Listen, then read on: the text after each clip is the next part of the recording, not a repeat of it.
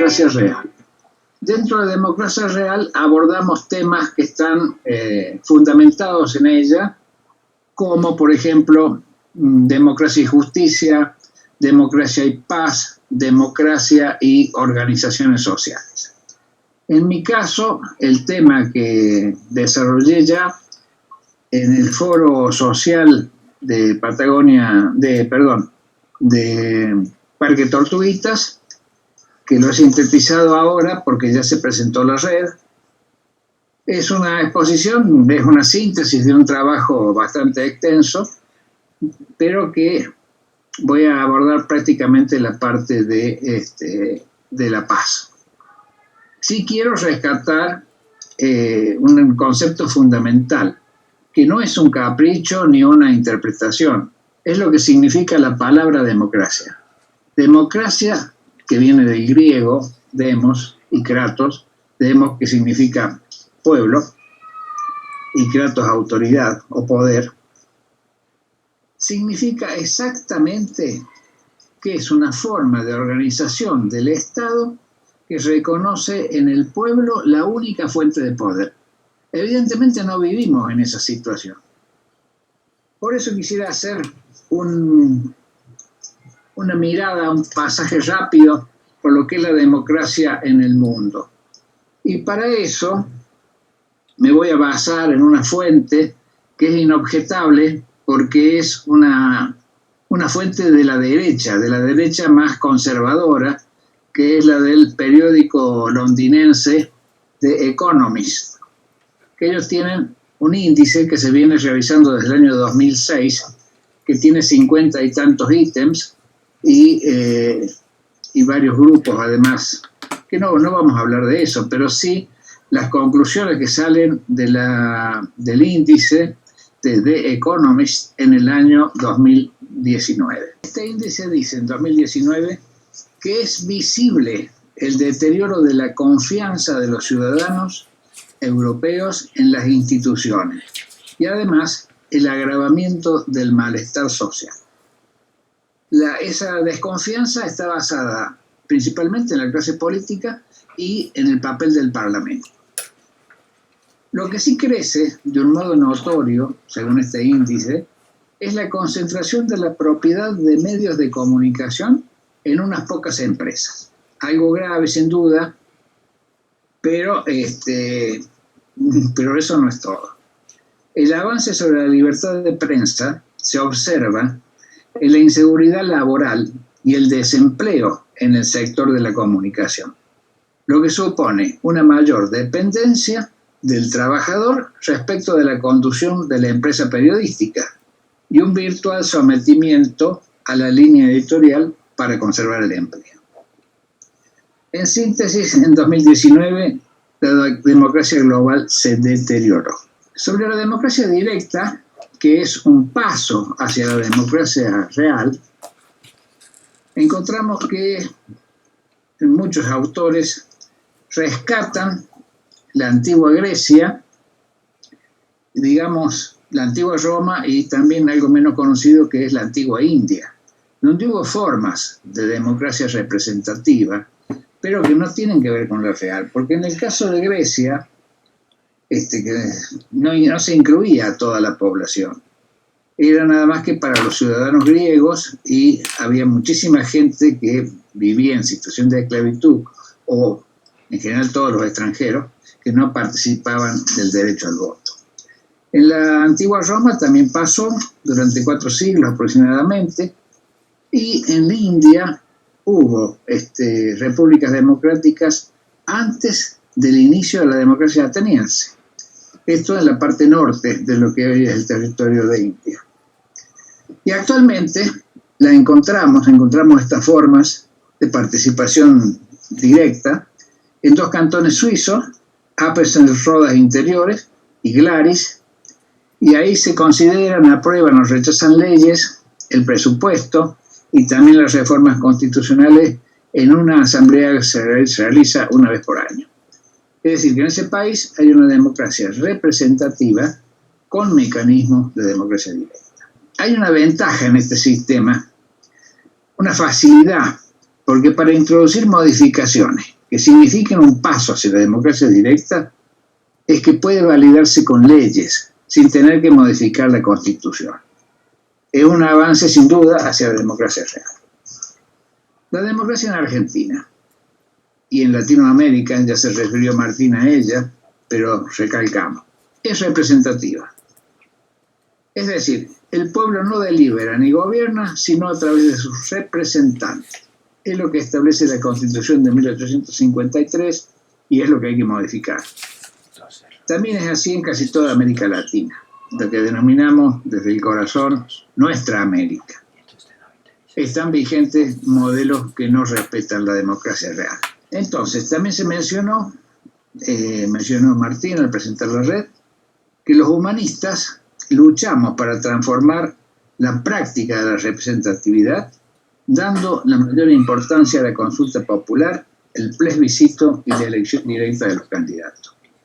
Esto es una cita de la carta 6 de Carta a mis amigos de Silo. No hay mucho que agregar respecto a la tarea que los humanistas nos hemos echado al hombro, pero será necesario un abordaje completo del tema para garantizar la concreción mediante una reforma constitucional que refleje las aspiraciones de un pueblo que ha ingresado al siglo XXI con deficiencias en su organización social, con desigualdades intolerables, producto de un régimen capitalista que ha exacerbado la explotación de los seres humanos y la acumulación de riqueza en muy pocas manos. Tras esa breve revisión, me voy a referir más extensamente al tema de la paz, vinculado con la democracia directa o democracia real.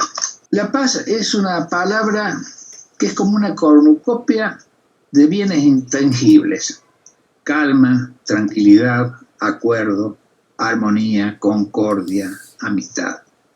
Pero es un ideal acosado por los intereses económicos, la codicia y en parte el impulso tanático de los poderosos, es decir, de los líderes políticos, las empresas financieras, el aparato militar industrial, el sector financiero, los bancos, ligado a la producción de armamento, y otros interesados en detonar conflictos en beneficio propio. Es una parte minoritaria de la sociedad que reiteradamente demuestra el escaso o nulo valor que tiene para ellos la vida humana.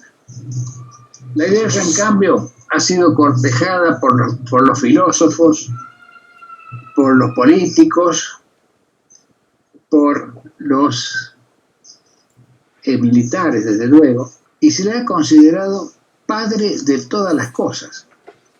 Esto se tituló un curso dictado en la Fundación Centro Psicoanalítico Argentino en Buenos Aires en 2016 por Claudia Mora.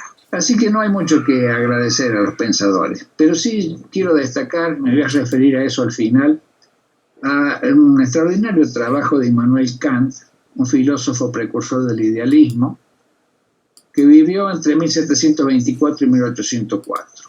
Es uno de los grandes de la filosofía universal, pero me permito citarlo por su interés y aporte a la paz. Sobre ese tema vamos a volver al final, como ya dije.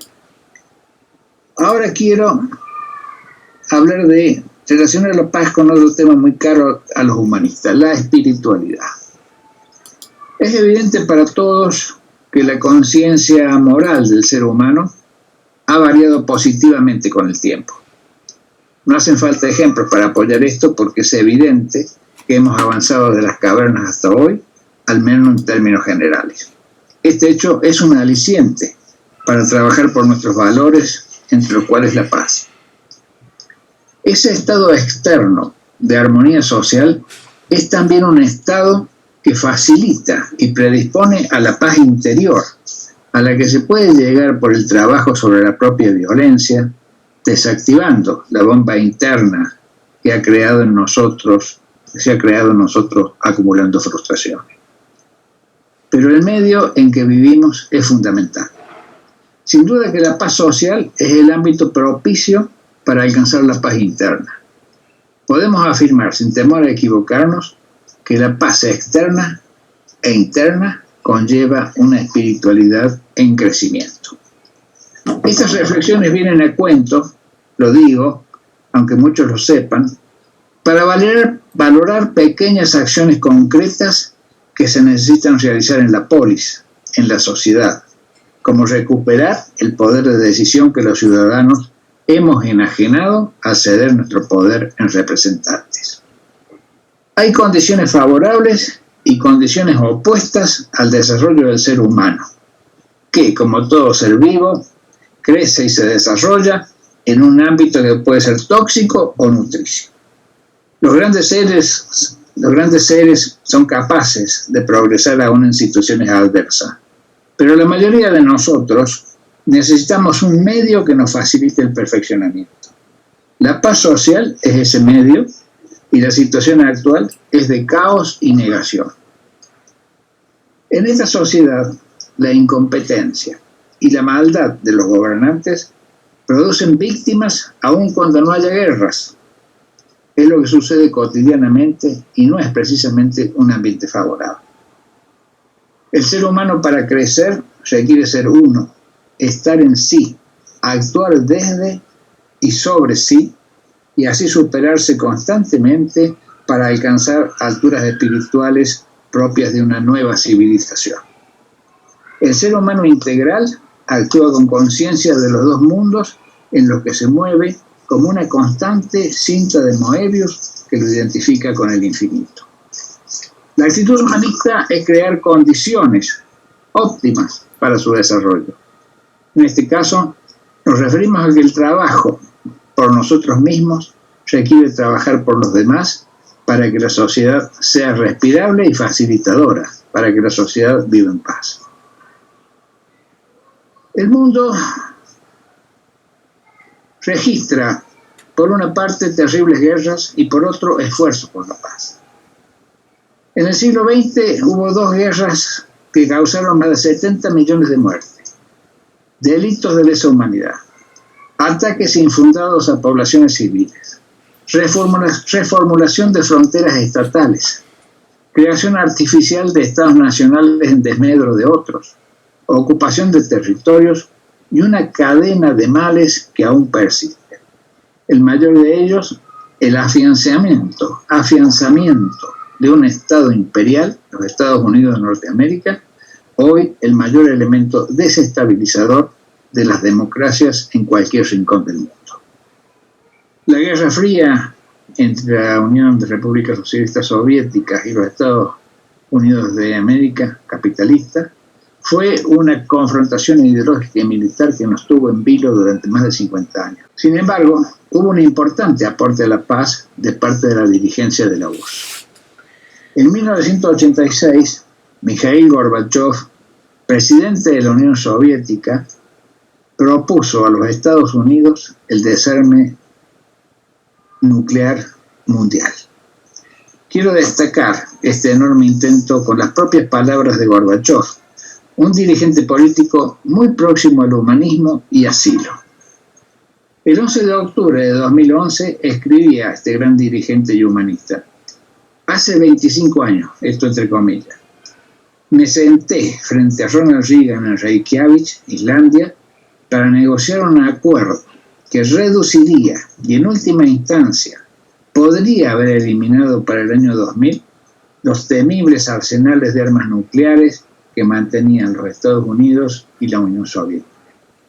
Pese a todas nuestras diferencias, Reagan y yo compartíamos la fuerte convicción de que los países civilizados no debían convertir esas armas bárbaras en el eje de su seguridad. Aunque no logramos alcanzar nuestras aspiraciones más elevadas en Reykjavik, la cumbre fue, empero, en palabras de mi ex homólogo, dice Gorbachev, un punto de inflexión importante en pos de un mundo más seguro y protegido. Cabe también señalar que hubo 2 intentos internacionales serios para buscar estabilidad y paz en el mundo: la creación de la Liga de las Naciones y la ONU. Ambos fracasaron. Pero intentando un rescate, digamos que el mayor aporte de estos años fue la Declaración de los Derechos Humanos, redactada en 1948, pero que recién entró en vigor como obligación de los estados en 1978.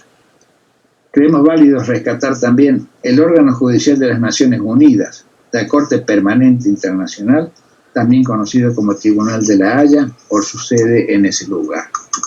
Otro acierto, al menos en cuanto a intenciones, ha sido la creación de la Corte Penal Internacional, un organismo que puede juzgar a personas acusadas de haber cometido genocidio, crímenes de guerra y de lesa humanidad, y el crimen de agresión, que se agregó en el artículo 8 bis.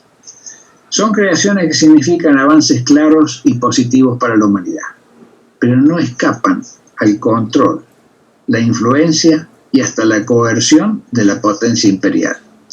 Es imprescindible consignar el permanente rechazo de los Estados Unidos a que sus acciones militares en territorios ocupados sean investigadas por la Corte Penal Internacional y sus amenazas de sanciones económicas si no se cumple su voluntad. En septiembre, en estos días, leemos: Mike Pompeo, entre comillas, anunció sanciones contra la fiscal general de la Corte Penal Internacional, Fatou Bensouda, y contra el jefe de la División de Jurisdicción, Paquiso Mocho Choco, por la investigación de tropas estadounidenses y funcionarios de inteligencia acusados de crímenes de guerra en Afganistán. Estados Unidos demuestra desprecio por el Estado de Derecho global. El fracaso de la ONU ha sido notorio también en cuanto a sus recomendaciones a los estados para desalojar territorios ocupados o establecer fronteras seguras para otras cosas. Ahora quiero destacar los aportes del humanismo universalista. Decimos que la paz, dijimos, es un valor preciado para los humanistas y consecuentemente trabajamos por ella en diversos planos territoriales y en distintos niveles, que van desde conferencias a marchas mundiales, pasando por intervenciones en foros, palestras, conferencias, eventos culturales y las no menos valiosas jornadas barriales de concientización, porque siempre vamos a insistir en que, cito el Diccionario del Nuevo Humanismo, el ejercicio de la democracia real y la paz empieza en la base social y es a partir de allí donde debe emanar el poder del pueblo. Les cito ahora algunos de nuestros aportes a la paz. En primer término, en 1983 la adhesión al Programa de Acción contra el Apartheid, aprobada por Naciones Unidas, que fue creciendo en intensidad. En los años 80, en estrecha colaboración entre Argentina y España, desarrollamos desde la Comunidad para el Desarrollo Humano eventos culturales que tuvieron adhesión masiva, como la exposición de fotografía de Pedro Raota, denominada Humanizar la Tierra, y en colaboración con el Centro de Información de Naciones Unidas, la exposición Dibujantes por la Paz, que se realizó tanto en Madrid como en otras ciudades del interior de España y en Buenos Aires y en Córdoba. La campaña del año 2000 sin guerra desde 1998. En 2007, la campaña sobre el riesgo que representan los arsenales nucleares. Un mensaje del maestro Silo en DVD recorrió el mundo en medios de difusión masivos, pantallas en los estadios de fútbol y de otros deportes, autobuses y trenes de larga distancia, etc., durante meses. En Argentina hubo más de 300 apariciones del DVD en la televisión pública de Argentina. 2009, el 2 de octubre, el Día Internacional de la No Violencia. En Nueva Zelanda se inició la primera Marcha Mundial por la Paz y la No Violencia y finalizó en Argentina, en la cordillera de los Andes, en Punta de Vaca, el 2 de enero de 2010. Desde entonces, cada 2 de octubre, como así también el 6 y 9 de agosto, se realizan días de concientización sobre la paz y la no violencia y sobre el peligro de las armas nucleares. En el 2017 se realizó la primera marcha centroamericana por la paz y la no violencia, que recorrió todos los países de la región, concluyendo en San José de Costa Rica. La acción fue promovida por Mundo Sin Guerras en colaboración con varias universidades, instituciones y colectivos. En el 2018, la primera marcha sudamericana por la paz y la no violencia. Cientos de personas de diversos países participaron en esta marcha que tuvo una singularidad. Fue impulsada por las mujeres activistas de la organización Mundo Sin Guerra y Sin Violencia de Ecuador, que habían participado en la Marcha Centroamericana de 2017 como observadores internacionales. En 2019, la segunda Marcha Mundial por la Paz y la No Violencia comenzó en Madrid el 2 de octubre, 10 años después de la primera marcha mundial, y finalizó su recorrido en la Puerta del Sol en Madrid el 8 de marzo de 2020, tras su paso por 5 continentes y 28 países durante 5 meses. Otros avances esperanzadores de nuestra parte.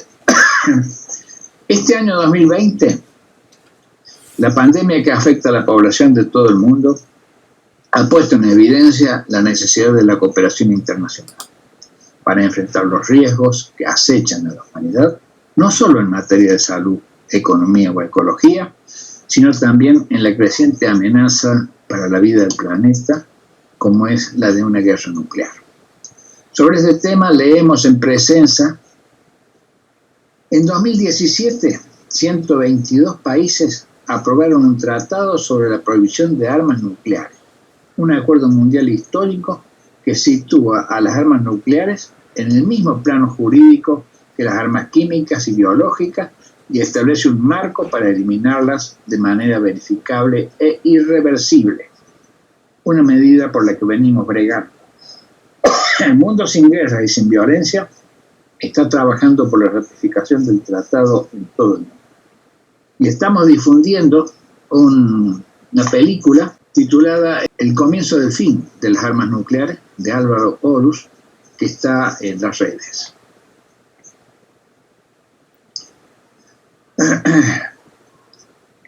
Finalmente, sobre este tema, 2 buenas noticias.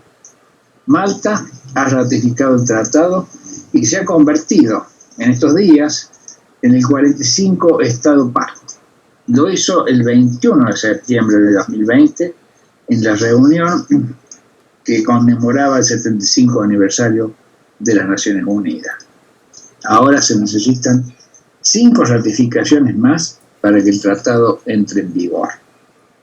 La segunda es que en Argentina, Mundo Sin Guerra y Sin Violencia ha presentado una nota formal a la Cancillería solicitando la ratificación del tratado. Este es otro paso adelante en los esfuerzos por un mundo más seguro, pero aún no se ha consolidado y hay que trabajar para que otros se sumen y ratifiquen. Estos son algunos hitos importantes de nuestro accionar por la paz en el mundo, pero no son todos. La paz perpetua. Sobre la paz perpetua es el título de la contribución de Kant que traigo aquí a la consideración de ustedes.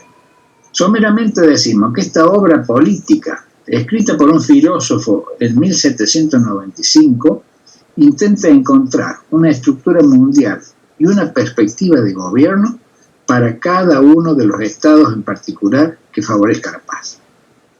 La obra es un colosal tratado de paz y está redactado con esa forma, aunque algunas recomendaciones van mucho más allá, como la que establece que los ejércitos permanentes deberán desaparecer por completo con el tiempo.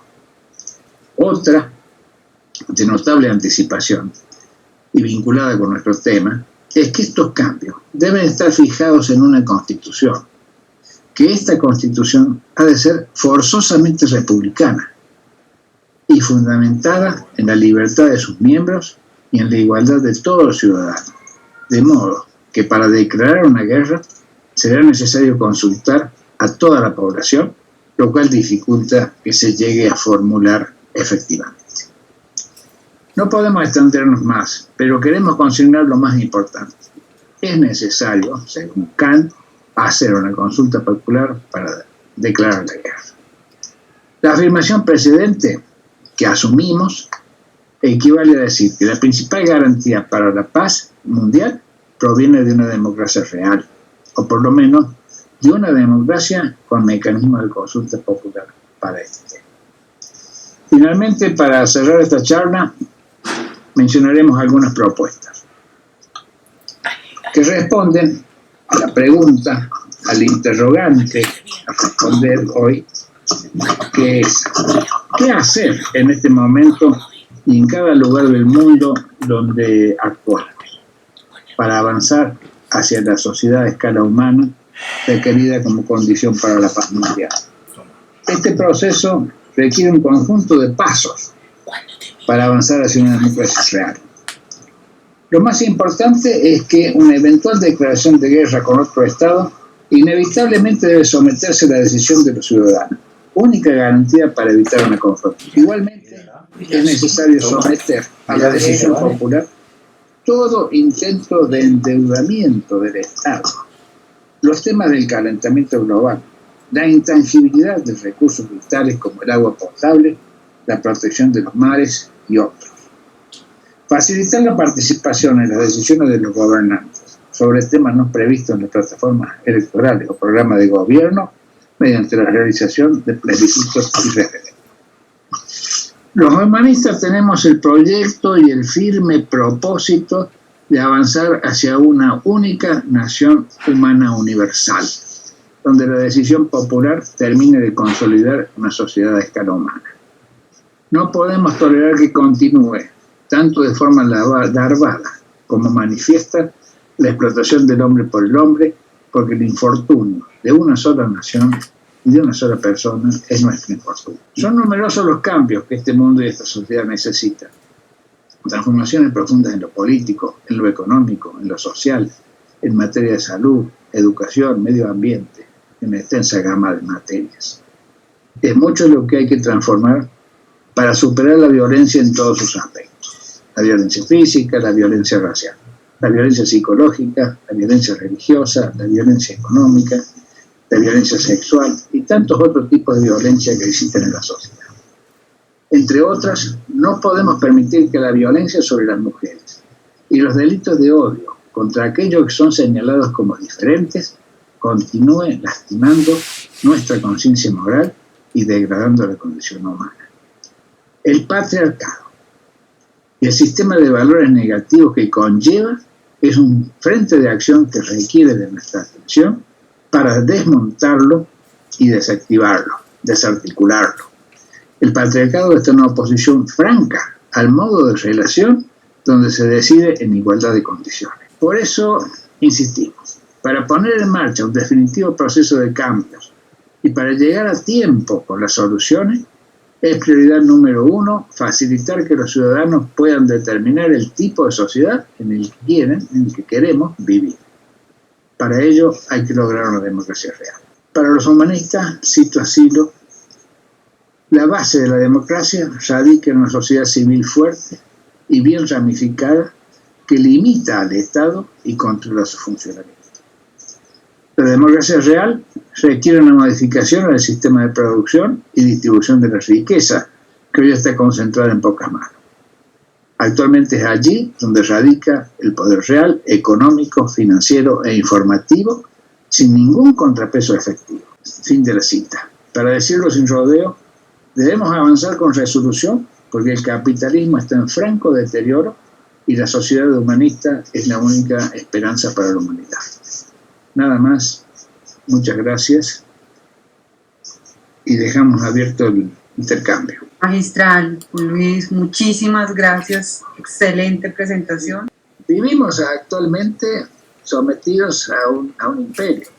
Fíjense que, por ejemplo, el abad de Saint-Pierre, que es un antecedente de Kant en el tema de la democracia real, él bregó porque se hiciera la Comunidad Europea. Fue uno de los grandes antecedentes para que se realizara la Comunidad Europea, pensando que esa iba a ser una forma de evitar la guerra. Es decir, él también contribuyó en ese sentido. Pero ¿qué pasó con la Unión Europea? ¿Qué pasa con la Unión Europea en estos momentos? Se sumó al carro de Trump y ingresaron a la OTAN y participan de las maniobras militares que induce Trump o que desarrolla Trump. Es decir, en este mundo actual en descomposición, por suerte, está muy sometido al poder de los Estados Unidos. Entonces se puede explicar eso y cualquier otra cosa. ¿Okay? O sea, no tiene una explicación racional, quiero decir. No se entiende igual. No se entiende. ¿Alguien más con alguna pregunta que si quiere anotarla?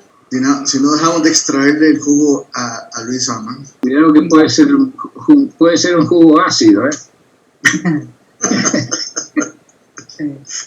Y el Trump que sea jugo gástrico.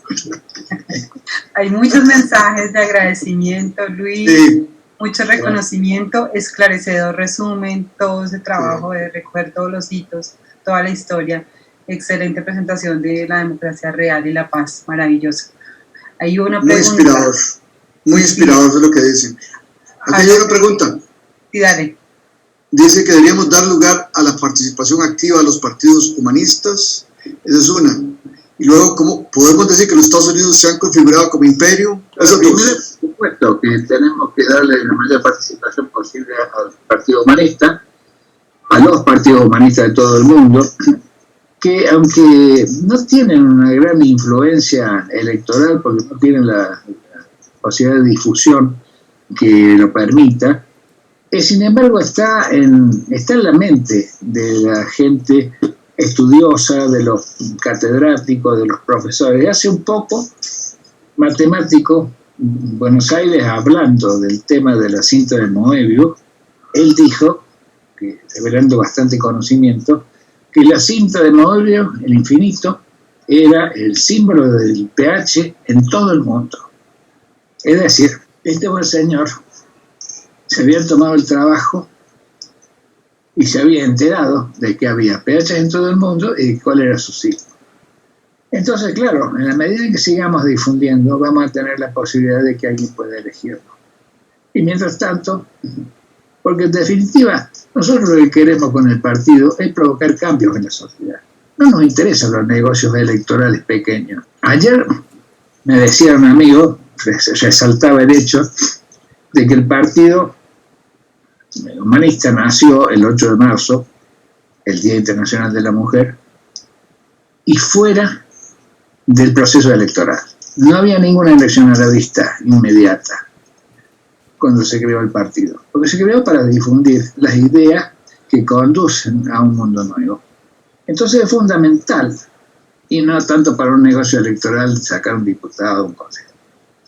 Entonces es fundamental que difundamos las ideas y darle la mayor participación posible a los partidos, sí, porque es una forma de que la gente pueda participar y sumarse con nosotros. Esa es la eficacia que tiene el partido. En la segunda pregunta, decía, al recordarte, deberíamos dar lugar a la participación activa de los partidos humanistas, pero te quería agregar que dicen, insisten en cómo promover la democracia real en los estados latinoamericanos desde el nuevo humanismo, y cómo hacemos con los partidos que no tienen fuerza, y es por ahí, los partidos humanistas. Yo creo que lo importante es la difusión de las ideas.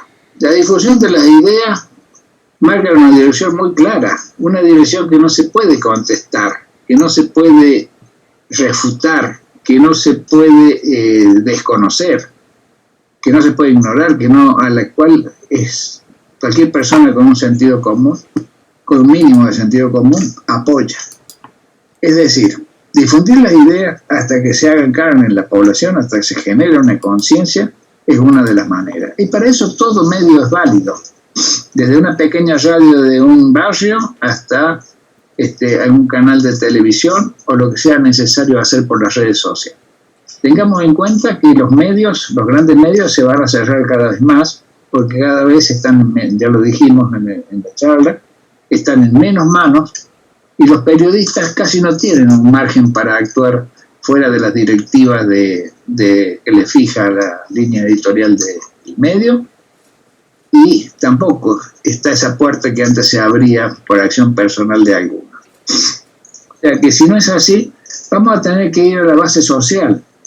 Y por otra parte, en la medida en que podamos extender el concepto de la democracia real a, por ejemplo, la justicia, una reforma judicial vinculada con la democracia real.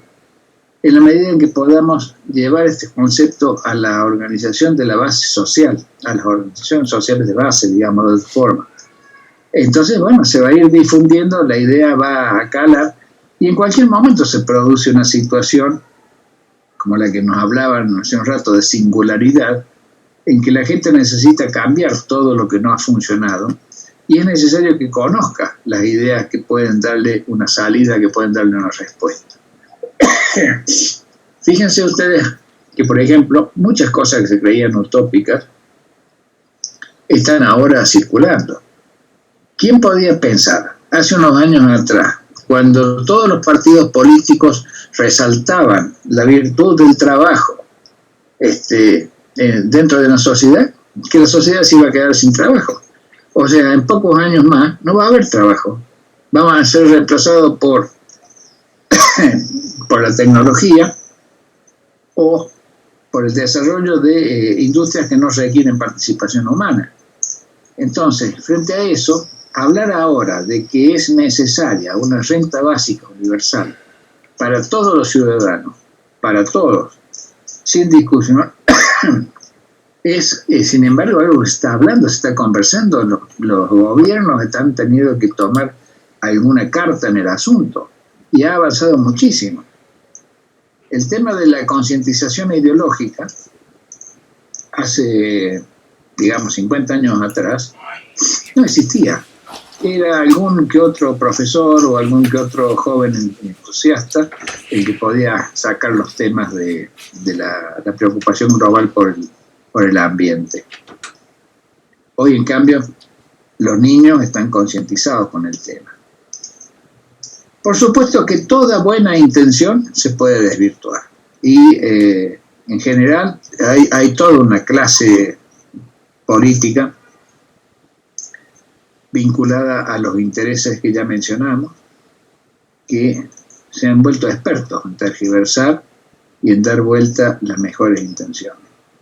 De manera que rescatemos el poder de decisión en manos propias, poder de decisión en nuestras manos y poder de decisión en manos de los ciudadanos. Y eso es la esencia de la democracia real. Otras preguntas más es que están diciendo cómo se puede expresar aquello que esto es más que un partido, cómo hacerlo llegar, cómo acompañar a las nuevas generaciones en este momento.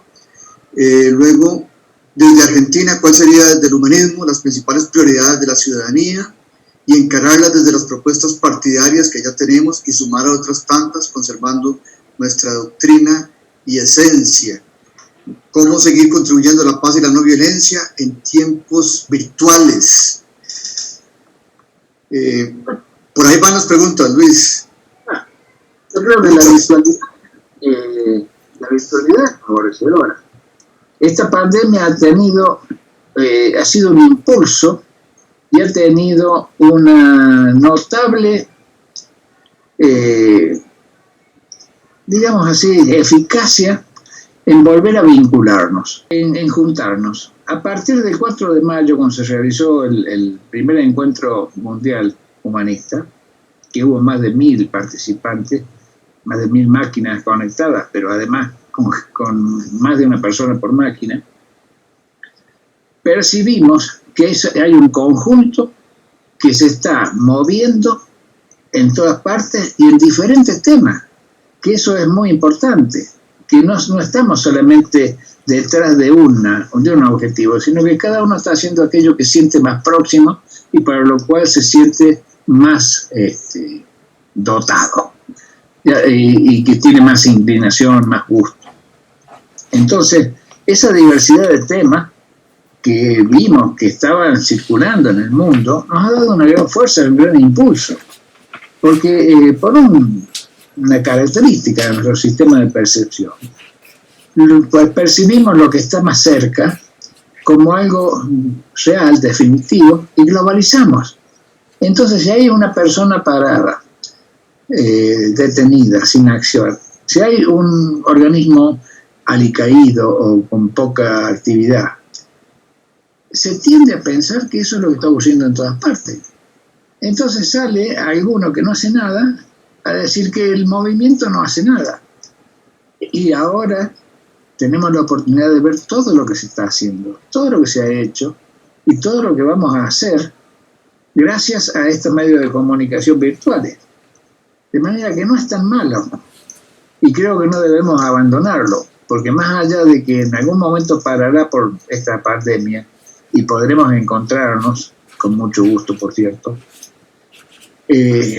estos medios van a seguir siendo una forma de comunicación que nos permita recuperar lo mejor de las relaciones personales. Yo me he encontrado con gente que hacía 30 años que no veía a raíz de este medio. Con algunas personas hemos intercambiado personalmente, no solamente sobre temas del movimiento y eso, sino sobre nuestras propias vidas.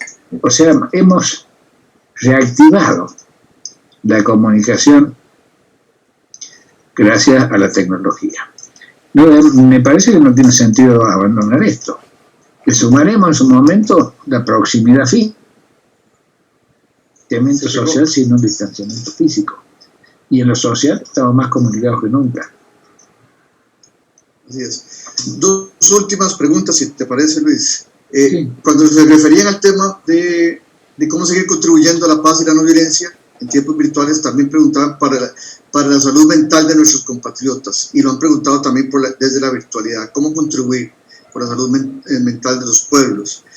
Por último, dice, ¿no sería interesante crear una organización mundial popular o de los pueblos de la tierra que ya pudiera construir experiencias de democracia real en el mundo frente al monopolio de la ONU por las grandes naciones, especialmente Estados Unidos? Sin duda, la respuesta a la segunda pregunta es sin duda que sería interesante.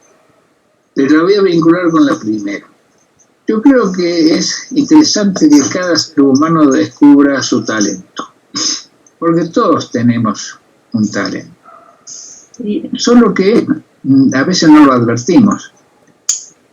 No sabemos cuál es nuestro talento.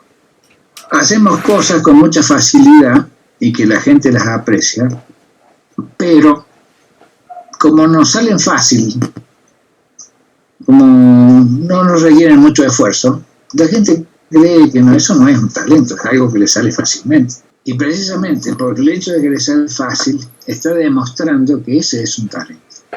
Y que si se apoya en eso, sin duda que va a poder desarrollarse y actuar con mucha mayor eficacia y con mucho mayor gusto, que eso es lo que más importa. Va a ser mucho más unitivo lo que piense, lo que siente y lo que haga. Entonces, eso, me parece que en el contacto con la gente, más que pensar en su salud mental, hay que pensar en cómo él toma conciencia de sí mismo y empieza a desarrollar su propio talento. Y, por cierto, si podemos darle alguna orientación sobre la mejor dirección, nosotros no le vamos a imponer a nadie, pero vamos a decir, señor, aquí está, esta es la dirección que nosotros queremos, esto es lo que buscamos los humanistas. Si a usted le parece que es digno, abrace esta causa. Si a usted le parece que es útil, sígala, y si no, haga aquello con lo cual usted se siente identificado, porque de todas maneras vamos a tener ser activo en la sociedad, y eso ya es bueno. Bien, hay dos preguntas más, Luis, no sé si podemos.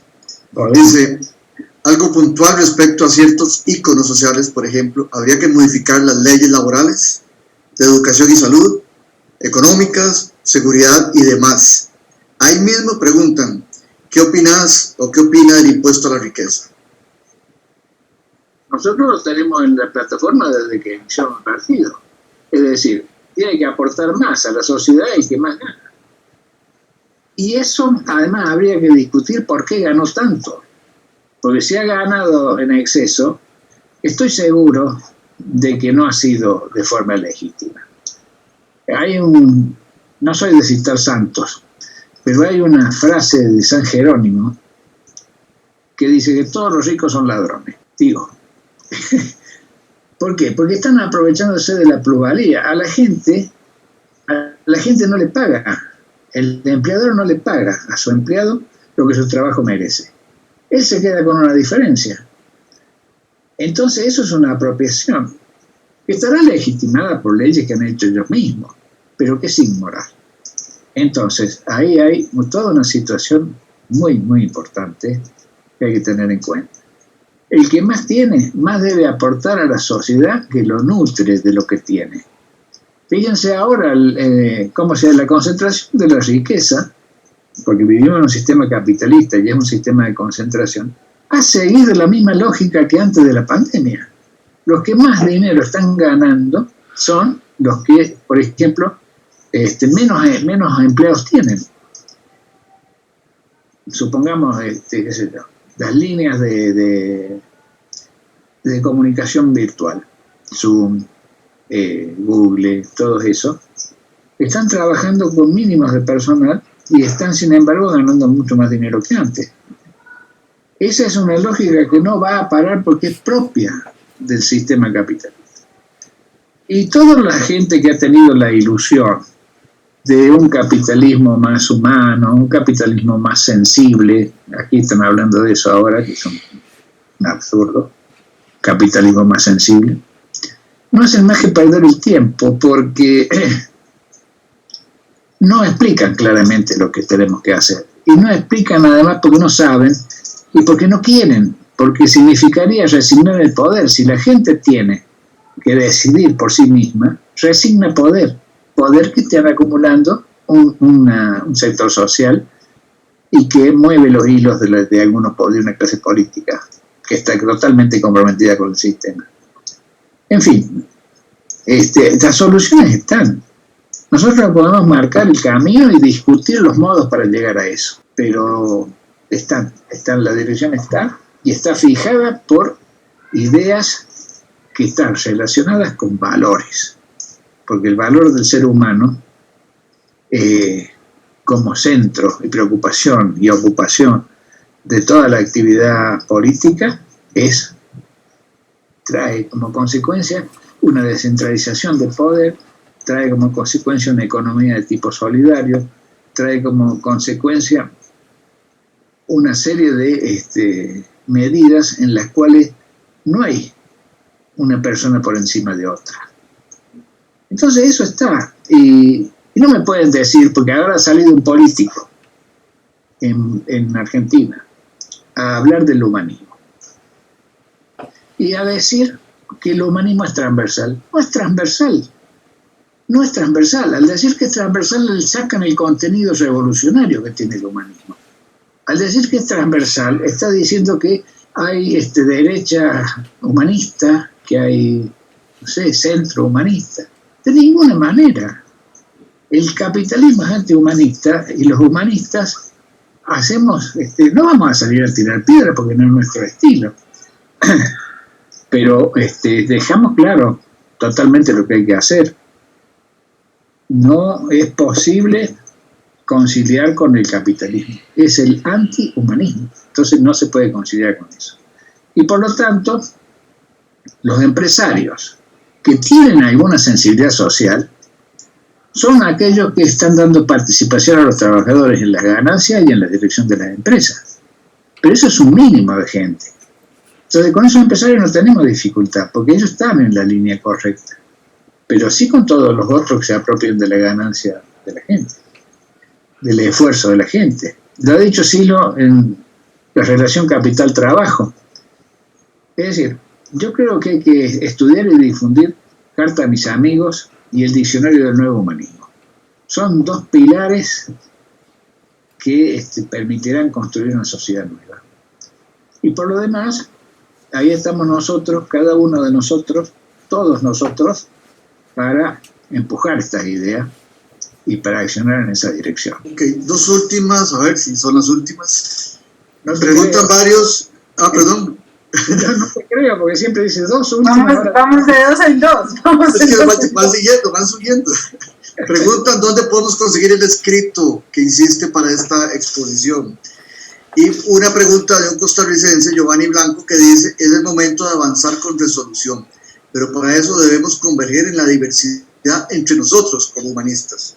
¿Cómo sorteamos de una manera propositiva y coherente ese reto doméstico? Bueno, es parte de un trabajo interno que debemos hacer. Reconciliar pequeñas dificultades que hayamos tenido y ponernos claro con los objetivos y después accionar detrás de ellos. No es difícil lo que hay que hacer. Además, nosotros tenemos experiencia en trabajar sobre nosotros mismos y en lograr resultados. Entonces, bueno, ahí está. Pero de primera parte se me escapó. ¿Dónde conseguimos tu escrito? Si lo vas a compartir para la exposición de hoy. Sí, va a estar grabado. Ustedes pueden tener la grabación. El escrito no, porque lo voy a seguir ampliando para publicarlo. Okay. Pero bueno, es más o menos lo que se ha dicho. Solo que va a estar mucho más ampliado, justificadas algunas afirmaciones que por la rapidez con la que había que hablar ahora por el tiempo, no he podido hacerlo. O sea, esto lleva más de una hora y media de charla, más o menos, si leo todo. Claro. Entonces lo publicaremos, pero de momento pueden tener la charla. Perfecto. Se acabaron las preguntas, ahora sí. Muy ya, bien, te liberamos. Muy bien, contundente, Luis, muy agradecidos. Todo el reconocimiento súper esclarecedor y pues de una fuerza importante, no solamente desde el punto de vista social, sino eso tan lindo que dijiste, que me encantó, de conectar con el talento, conectar con nosotros mismos, es fundamental. Hermoso, muchísimas gracias.